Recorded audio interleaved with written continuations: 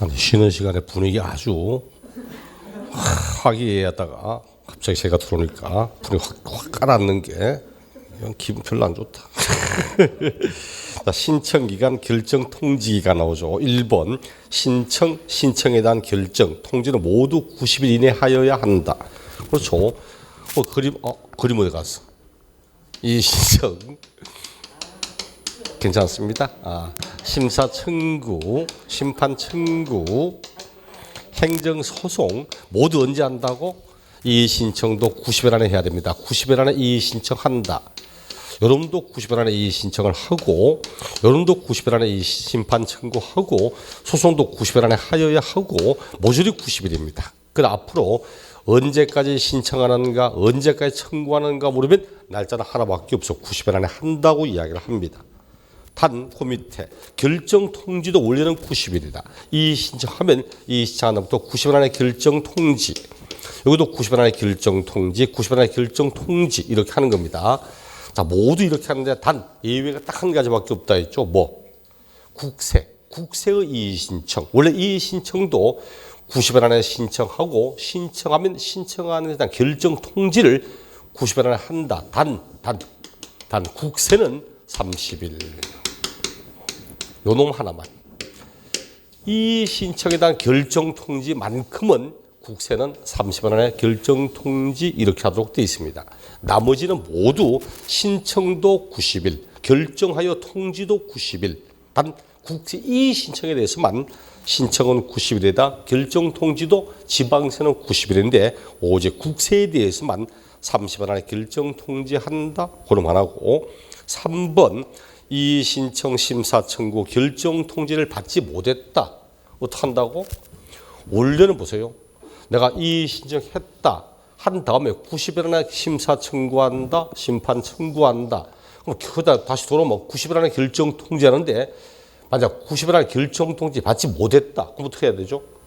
이 신청했는데 90일 또는 30일 안에 결정 통지한다. 안 하면 어떻게 해? 그 다음 심사 청구, 심판 청구 되는데 90일이나 30일 안에 결정 통지 안 오면 어떡합니까? 그럼 올 때까지 평생 기다려야 되는가? 그건 아니라는 거지. 그래서 이 신청, 심사 청구의 결정 기간 안에 결정 통지를 받지 못했다면 결정 통지를 받기 전이라도 결정 기간의 지난 날부터 심사 청구, 심판 청구할 수 있다고 이야기를 합니다. 90일 안에 내가 통지를 받지 못해도 딱 90일 되면 그 다음 날부터 심사 청구나 심판 청구할 수 있다고. 그다음 4번 우편 신청 기억나시죠? 우편 신청 90일까지 요 날까지 신청해야 되는데 딱 정확히 딱 요 날 신청했습니다. 요 날 딱 신청을 해서 그것도 우편으로 신청했다 하니까 도달은 날짜 지나 도달하잖아. 효력이 있다 없다? 효력이 있다 없다? 효력이 있다 그렇죠. 그래서 이 신청 심사 청구 심판 청구 기한까지 우편으로 제출한 청구서가 청구 기간을 지나서 도달한 경우에도 기간의 만료일에 적법하게 청구하는 걸로 본다. 요 날까지 신청했다, 청구했다고 하는 딱 내용이 확인되면 날짜 지나 도달하더라도 날짜 안에 적법하게 신청한 걸로 하겠다고 이야기를 합니다. 그다음 5번 천재지변 등의 사유로 신청기한까지 신청하지 못한 경우 원래는 요 날까지 신청해야 되는데 천재지변 등의 사유로 신청하지 못했다. 어떻게 해야 되죠? 그래서 그런 내용일 때는 재해 등의 사유 등으로 인하여 청구기간 안에 심사 청구 등을 할 수 없을 때는 사유가 소멸된 날부터 14일 안에 심사 청구할 수 있다고. 천재지변 등으로 인하여 요 날짜 안에 신청할 수 없던 사유가 있었다면 그때는 요 날 딱 그 사유가 사라진 그날부터 14일 안에 심사 청구도 할 수 있다. 그다음 결정의 효력 이것도 기억나시죠? 이 신청한다 이렇게 했습니다. 세금은 내기 싫다. 뭐 정당하든 말든 내기 싫다. 어떻게 할까? 90일 안에 딱 신청합니다. 딱 90일이면 3개월이잖아. 마지막 딱 90일 되는 날 신청했어. 그럼 돌아올 때도 지방세는 90이잖아. 요거 두 개만 해도 벌써 6개월이잖아. 그 다음에 심사 청구나 심판 청구한다. 90일. 돌아올 때 또 90일. 요거면 1년입니다. 1년. 그 다음에 또 요거 30일. 또 90일이니까 또 3개월이야. 이것만 해도 소송 들어갈 때까지만 해도 벌써 1년하고 3개월이 걸렸습니다. 그럼 그 지자체는 세금 언제 받아야 돼? 또 소송 들어가면 세월아 네월아 시간 질질 끌기 시작하면 지자체는 세금을 받아야 되는데 세금을 안 내고 계속 절차상을 거쳐가고 있거든. 그런 문제 있다 싶어서 우리 법은 이의신청, 심사청구, 심판청구는 처분의 집행에는 효력을 미치지 아니한다고. 그 말은 당신이 이의신청하고 심사청구 등을 해도 우리는 처분의 집행에는 아무런 효력을 주지 않습니다. 당신이 내재물에 압류 들어갈 거고 그리고 공매처분 할 거고 이렇게 하겠다는 이야기지. 단 자, 위에처럼 처분 집행에 효력 안 준다? 그럼 나는 지금 이 시청 들어갔다가 심사 청구 또는 심판 청구 하고 있는 중에 세금 안 냈다고 보세요. 압류 들어왔다. 압류한 다음에 압류한 이제 공매 처분했다. 공매 처분해서 경락되었다. 경락됐는데 결과가 나오기를 부당한 세금이었다. 잘못 부과된 세금이다. 내지 말라. 주체가 잘못했다. 그럼 잘못 부과된 세금이거든. 이 사람이 윈 이겼습니다. 근데 이미 내 재산을 공매 처분해서 경락돼서 넘어가 버렸잖아. 문제가 생기잖아. 그래서 우리 법은 일단은 압류는 해둡니다. 압류는 해두었다가 어떤 결정이 나는가 지켜봐야지. 결정이 딱 떨어지면 정당한 세금이다. 그럼 공매하죠. 정당한 세금이니까. 근데 그렇다고 압류한 다음에 세금의 결정이 나더라도 막바로 공매당하는 게 아니고 일단은 세금을 낼 수 있는 기간 시간을 줘야 될 거 아니야. 그래서 그 밑에 다만 압류는 해두고 압류한 재산에 대하여 이의신청, 심사청구 또는 심판청구의 결정 처분이 있는 그날부터 30일까지는 공매 처분하지 않고 보류시킬 수 있다. 즉 세금을 낼 수 있는 기간을 주겠다는 뜻이지. 첫째 항상 날짜 봅니다. 날짜. 이번에 언제까지 신청하고 신청한 결정 통지 언제까지 하는가 날짜. 그다음 5번 천재지변 등에 하는 날짜. 그다음 결정의 효력에 대한 결정 처분부터 며칠까지는 공매 처분을 보류할 수 있는가 날짜. 그다음 앞에 마지막에 배웠던 절차상의 내용들을 반드시 신청해야 되는가. 심사 청구와 심판 청구를 둘 다 할 수 있는가. 이런 행정기관의 행정적 처분을 그치지 않고 막바로 소송할 수 있는가. 이런 절차상의 내용과 두 번째 날짜를 보고 그다음 우편 신청했을 때 날짜 지나 토달하면 어떡할까? 그런 내용들 그런 거 중심으로 보시면 될 겁니다.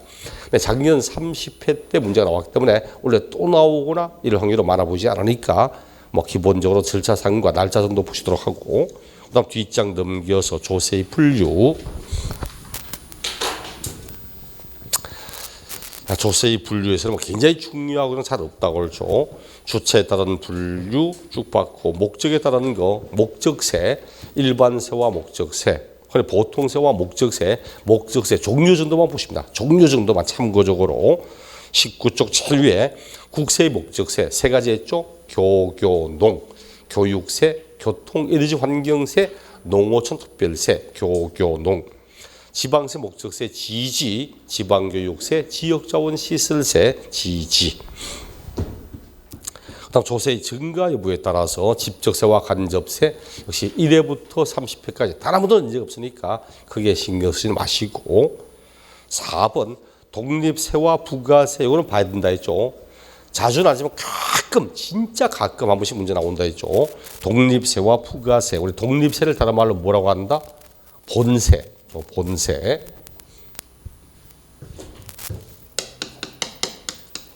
독립세, 본세 이래 있고 그다음 부가세 있습니다. 부가세. 부가세 공부할 때 첫째 뭘 알아야 했죠? 부동산에 관련된 부가세는 오직 두 가지밖에 없다. 뭐? 지방교육세, 농특세 두 개밖에 없다 했죠. 지방교육세, 농어촌 특별세 두 개밖에 없다. 이것만 알아도 문제 거의 80% 이상 다 해결됐습니다. 왜? 지방교육세는 지방세 목적세거든. 지방교육세, 지역자원시설세 목적세입니다. 농특세는 국세 목적세거든. 교교농 국세 목적세야. 지방교육세는 지방세, 농특세는 국세입니다. 그래서 앞에 본세가 지방세가 나오면 뒤에는 지방교육세가 붙어. 본세가 국세면 농특세가 붙어. 이렇게 알면 됩니다. 취득세, 등록면허세, 재산세, 종합부동산세, 소득세, 이렇게 해서 취득세는 지방세니까 반드시 뒤에는 뭐가 나온다? 지방교육세. 그런데 취득세 이제 지방교육세, 이럽시다. 지방교육세. 그다음 등록면에서도 지방세니까 지방교육세, 재산세도 지방세니까 지방교육세, 종합부동산세는 국세니까 농어촌 특별세. 그 얼마나 쉬워 걸죠. 두 가지밖에 없다는 건 딱 알고 앞에가 지방세면 뒤에는 지방교육세, 앞에가 국세면 뒤에는 농특세 나오도록 되어 있습니다. 하지만 주의할 게 딱 두 가지 있죠. 취득세는 분명히 지방세이기 때문에 지방교육세 나오는 건 맞지만 취득세는 특이하게 농특세도 함께 나온다는 거. 농어촌특별세도 함께 나오고 있다. 취득세 뒤에는 원칙적으로 두 가지 부가세가 다 함께 나오는 게 오직 취득세밖에 없습니다. 나머지 조세는 예외적으로 다르게 나올 수 있지만 원칙은 하나씩밖에 없어. 하지만 취득세는 농특세도 있고 지방교육세도 있다. 그다음 두 번째, 소득세 뒤에는 부가세가 없다. 소득세 뒤에는 부가세가 없습니다. 과거에는 소득세가 나오면 소득세 뒤에 주민세가 나와서 주민세. 옛날 은행 통장 정리하면 이자 소득세 얼마인데 주민세 얼마. 월급 봉투 받아도 요즘 월급 봉투 이런 거 있습니까? 없지 걸죠. 옛날에 월급 봉투 받는 집에 살았는데 걸죠. 하긴 받으면 뭐해. 마지막 날, 저도 옛날 직장 생활했거든. 월급 봉투 딱 받습니다. 즐거움은 1시간밖에 안 돼. 받고 집에 가면 다 통째로 뺏겼기 때문에 통째로 뺏기고는 그다음 나한테 몇 푼 지어주면서 한 달 또 열심히 하라고 등 두드려주는 게 끝이었어. 짜증내면 엉덩이 한번 두드려주고 그랬었는데 저체들밖에 없는데 옛날에 소득세, 주민세 받는 세 나왔거든. 근데 지금은 주민세 안 나옵니다. 지금은 지방소득세 나와. 지방소득세. 하지만 지방소득세는 독자적으로 나오기도 하니까 부가세 말하지는 않습니다. 이렇게 봐. 끝. 얼마나 간단하죠. 앞에가 지방세면 뒤에는 지방교육세, 앞에가 본세가 국세면 농특세 나오되 단 취득세 뒤에는 지방세에도 불구하고 국세인 농특세가 나올 수도 하고 그리고 소득세는 없다. 이것만 알면 됩니다. 더 깊이 본다면 이제 취득과 등록, 소득 요 두 가지 세금, 행위와 소득 요 세금은 감면받았다. 감면받으면 감면받은 금액에 대한 농특세 나올 수 있다는 거. 이렇게만 봅시다. 너무 깊이 있게 보지 말고 옆에 세율이 얼마일까? 이거는 각각의 조사할 때 하겠습니다. 현재 시험은 가장 마지막 시험이 다음 앞에 있는 본세와 부가세 연결이 바르게 되는 걸 찾아보라는 문제. 그게 가장 마지막 나왔던 문제였습니다. 그 뒷장 넘겨보니까 20쪽에 없구나 문제가. 이쪽에 그런 문제가 마지막이기 때문에 지금은 얘만 가지고 한 문제를 내고 이런 확률은 굉장히 희박합니다. 그래서 기본적으로 어떤 조세에 대해 어떤 부가세 나오는가 일단 그 정도 선까지만 보시도록 하고 그다음 뒷장에는 나머지는 다 했네. 과표에 따른 분류, 종가세와 총량세, 세율에 따른 분류, 정액세, 종량세를 쓰면 정액세 나온다 했죠. 그럼 대신 종가세를 쓰면 금액이 얼마든 세율이 똑같으면 정률세, 비례세 되고 금액의 크기에 따라 세율이 달라지면 누진세가 되고 그다음 지방세, 세율 적용에 따른 분류, 일정 세율, 고정 세율 하지만 거기 2번 오른쪽 페이지에 2번 표준 세율 요거만 합니다. 표준 세율. 요놈은 별표. 정말 굉장히 중요한 건 아니지만 종종 언급되는 부분이라서 제가 표준 세율 이걸 할 때 예를 들어서 뭐 이야기했습니까? 예를 들었던 게 표준이란 말 어디 붙인다고? 표준 키, 표준 몸무게, 표준 IQ 이렇게 붙이잖아요. 그러니까 모든 사람이 다 표준 IQ 되는 게 아니지. 좀 더 IQ 좋은 사람도 있고 아닌 사람도 있듯이 세율도 통상적으로 요 세율을 적용하지만 이와 다르게 좀 더 높게도 낮게도 할 수 있다. 즉 세율을 지방자치단체의 재정 등에 따라서 탄력적으로 조정할 수 있는 것을 표준세율, 탄력세율 이렇게 이야기하죠. 거기 동그라미 2번 시험에 나오는 모든 지방세는 다 표준세를 쓰고 얼마 쓴다? 표준세율의 100분의 50분 안에서는 가감할 수 있다. 그러면 취득세 나오든 등록이 나오든 재산세 나오든 모두 표준세율의 100분의 50분 안에서 가감할 수 있다. 이렇게만 다 만드시면 됩니다. 뭐 주의하자면 재산세에 가서 볼 거고, 과세 대상의 인적 귀속에 따른 분류, 인세와 물세. 얘도 시험에 이 세금이 인세냐 물세냐 이런 내용은 내지 않지만 대신 이 조세가 물세인가 인세인가 따라서 나타난 특성들을 알면 괜찮다고 했죠. 물세와 인세.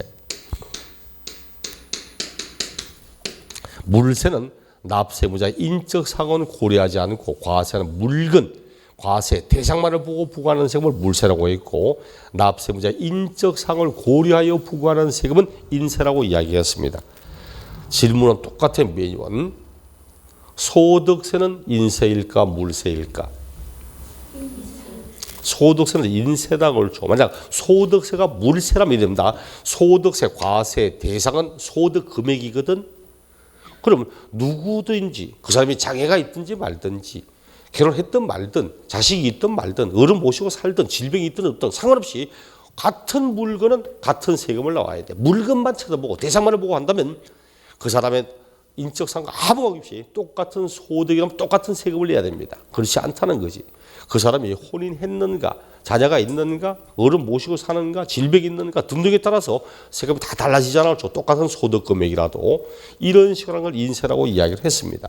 물세 우리 교재 보니까 시험에 나오는 국세 모두 인세라고. 시험에 나오는 국세는 모두 인세입니다. 그래서 국세 밑에 밑줄 쫙 꺼서 소득세, 종합부동산세, 국세는 인세다. 시험 칠 때만 하시면 됩니다. 물론 국세 가운데 부가가치는 물세고 이런 게 예외는 있습니다. 하지만 시험에 나오지 않은 조세까지 우리가 알고 있어야 될 이유는 아니기 때문에 시험에 나오는 국세는 모두 인세고 시험에 나오는 지방세는 모두 물세입니다. 그럼 인세가 되면 특징이 뭔가? 인세가 되면 3번 납세지가 어디냐? 그 사람을 따라갑니다. 물세가 되면 납세지는 물건 따라갑니다. 그 인세 여러분이 국세 시험을 칠 때 납세에 보면 양도자의 주소지 이래 가지 양도 재산 소지지 가는 게 아니야. 종합부동산세도 그 사람의 주소지 가는 거지 부동산 소지지 물건 따라가는 거 아닙니다. 또다시 인세가 되면 사람을 쳐다보잖아. 가배소득인데 이것도 가배소득인데 이것도 가배소득인데 합산해야지 이래갑니다. 그래서 2번 그 사람의 소득 금액, 그 사람의 재산을 합산하여 과세하도록 되어 있습니다. 합산해서. 하지만 재산세는 지방세는 물세잖아. 물세는 물건만 쳐다보지 사람 안 봅니다.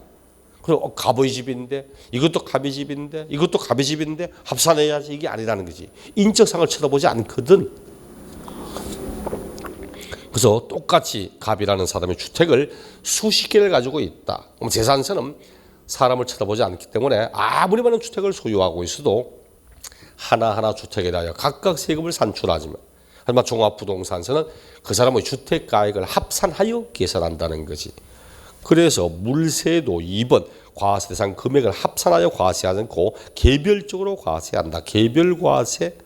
하지만 인세는 합산과세. 납세지를 물어도 이렇게 이야기를 합니다.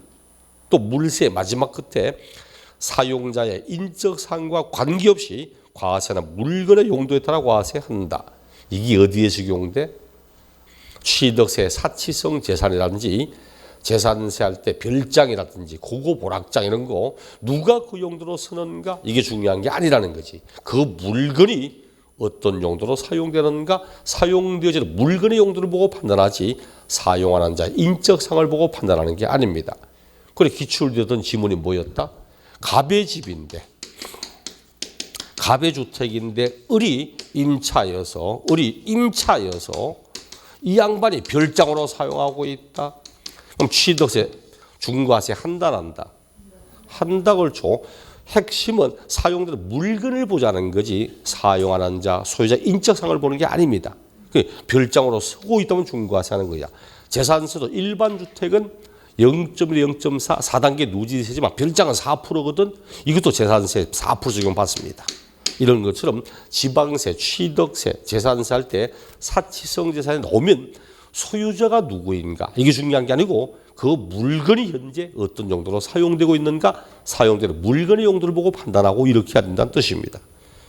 그래서 앞에 뜻이 이 세금이 취득세가 재산세가 소득세가 인세입니까 물세입니까 이런 식으로 나오지 않아도 국세가 인세기 때문에 세금도 그 사람 주소지 낸다. 인세기 때문에 그 사람의 소득 등을 합산한다. 물세는 지방세는 물세니까 세금 물건 소지 낸다. 물세니까 물건별로 각각 개별과세한다. 물건의 용도를 보고 판단한다. 이런 개념을 이해하면 많은 내용을 풀 수 있다는 거지. 그래서 그런 개념들을 이해하고 내용 보시라는 이야기였고, 뒷장 부동산 관련 조세, 이것도 시험에 근래에 들어서 가장 자주 나오는 게 예당을 줘. 부동산을 취득하고, 부동산을 취득한다. 취득하고 보유하고 가지고 있다가 타인에게 양도하고,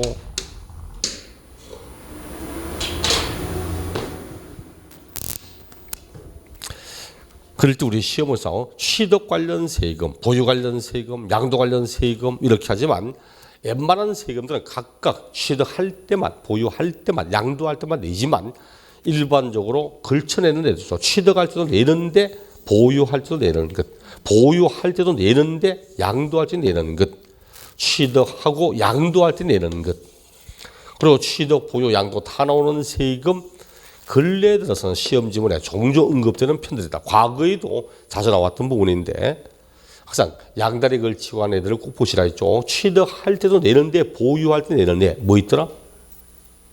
취득할 때도 내고 보유할 때 내고. 여기 있잖아. 지방교육세. 지방교육세는 취득세, 등록면허 취득할 때 냅니다. 또 재산세 뒤에 나오거든 보유할 때도 냅니다. 지방교육세.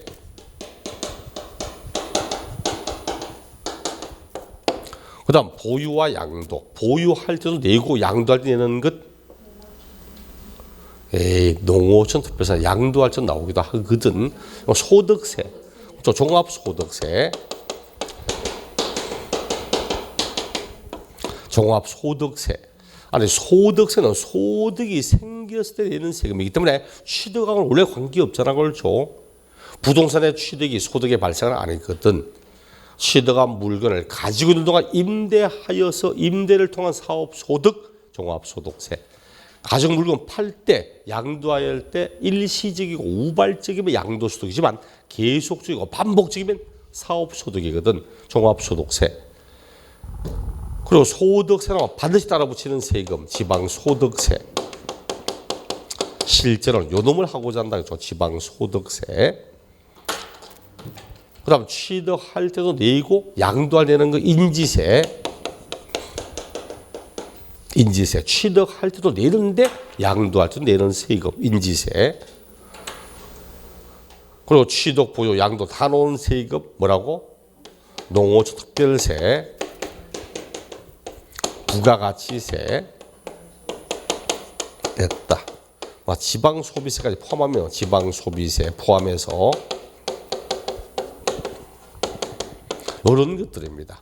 우리 농특세 봐. 농어특별세는 취득할 때 내지. 취득세 뒤에 농특세. 그 다음 보유할 때 종합부동산세 뒤에 농특세. 팔았다. 양도소득세를 감면받으면 농특세라고도. 취득하고 보유하고 양도할 때 다 나올 수 있다는 뜻이었습니다. 부가가치세, 사업적 목적으로 재화나 용역을 거래할 때 내가 부동산을 매매하는 사업업자다. 취득하면 매입에 대한 부가가치세, 팔면 매출에 대한 부가가치세, 그리고 가지고 있는 동안 타인에게 임대하면 임대 용역에 대한 부가가치세 다 나옵니다. 지방소비세 들어봤습니까? 지방소비세. 지방소비세. 부가가치는 국세거든. 앞에 있죠. 대한민국 세금 가운데 세금의 액수가 제일 많은 게 부가가치입니다. 제일 많은 게. 그러다 보니까 아니 부산에서 대전에서 광주에서 대구에서 소비했는데 그 소비에 관련된 세금을 다 국가가 가져가 보니까 지자체는 좀 그렇잖아.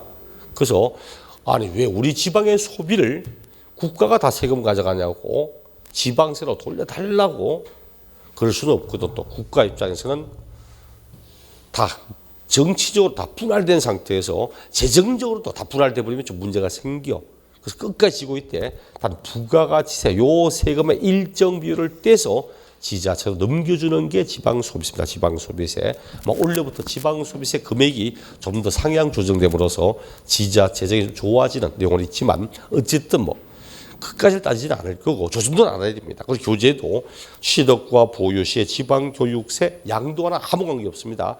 문제를 출제할 때는 다음 부동산의 취득과 보유 시에만 부과될 이런 얘기도 하지만 다음 부동산의 양도 시에는 부과될 수 없는 세금은 이런 식으로 얘기도 하니까 보유와 양도, 지방소득세, 취득과는 전혀 관계없고 취득과 양도, 인지세, 보유와는 아무 관계없고 그다음 취득, 보유, 양도시 다 나오는 세금, 농특세, 부가가치세 이런 것들이 있다. 요 정도 선까지 알아야 돼. 1, 2, 3, 4번 그 정도까지는 알아야 됩니다. 종종 언급되는 부분이라서 작년 30회 시험 때에도 다음 취득, 보유, 양도 다 나오는 것 등등등 이런 식의 질문 나오고 있으니까 요 놈까지가 총론이었고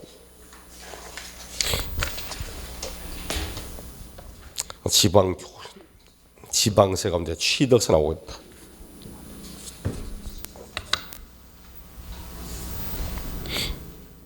우리 여기까지만 좀 합시다. 여기까지만.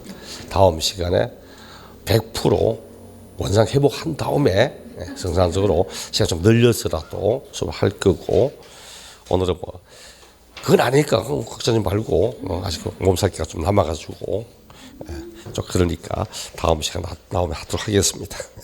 수고하셨습니다.